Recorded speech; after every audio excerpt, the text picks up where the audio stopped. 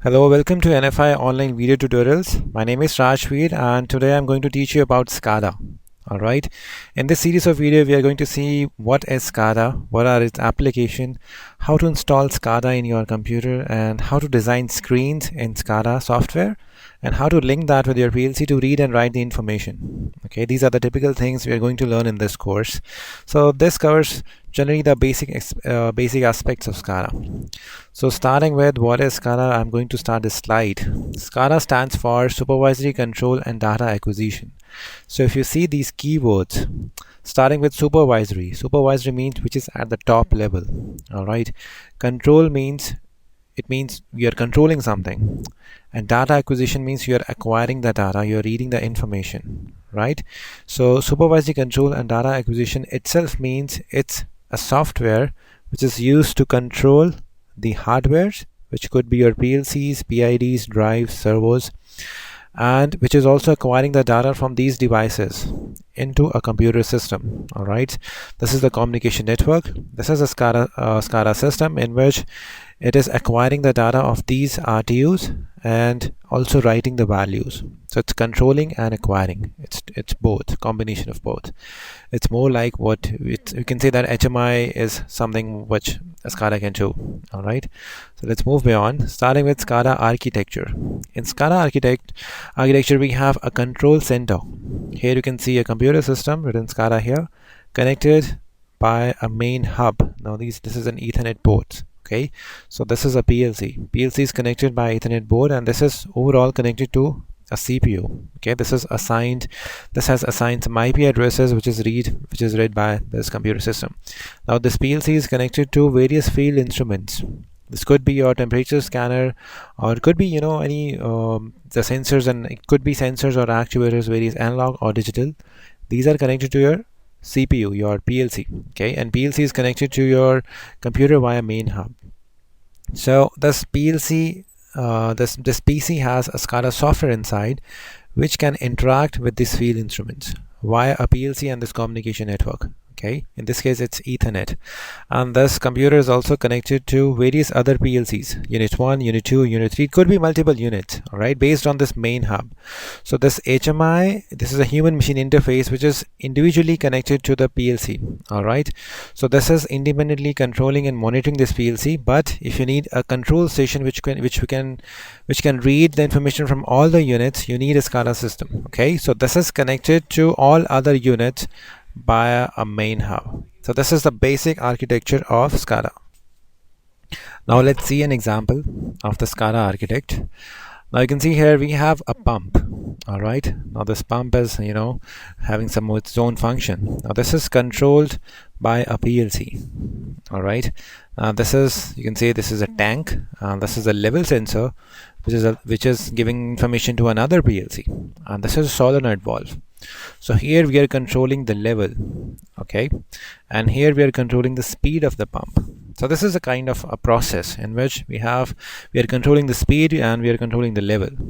So these independent PLCs are used for this sole purpose. Okay, now this PLC is connected, it could be by some Ethernet or Modbus, to a computer system which is having a SCADA software inside. So this PC can read what is happening in the field. So this is the field. Okay, that's the communication network. Okay, and this is the controlling and data acquiring center. And this icon, you can see this is a database in which you can also store the information about the speed of this pump from last, let's say, 30 days or 60 days or 1 year, and about the level. So you can read at any instant the level is being recorded in this database. That depends on how you are coding your PLC program and how you are maintaining the screens. So this is the database. So this can control and read the information and can store the information for longer term in this database. This is a basic architecture of SCADA. Now if we go deeper inside, in the field we have sensors, actuators and controllers. Sensors, are the devices which senses the input physical quantity.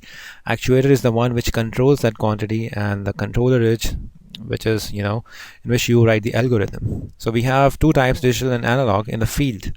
Then we have communication, which could be wired or could be wireless. Then there's a supervisory control center in which we can store the database. So the information is linked in all these three areas. All right.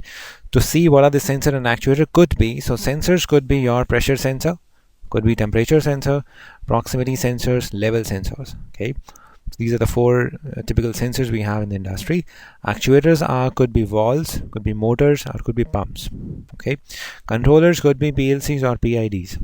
PIDs typically for dedicated temperature or level control. PLCs for step and analog control as well. Then the communication could be Modbus, Fieldbus, CAN, Profibus, and Ethernet, by which these field devices can interact with the control center. Control center, you may find HMIs or PCs.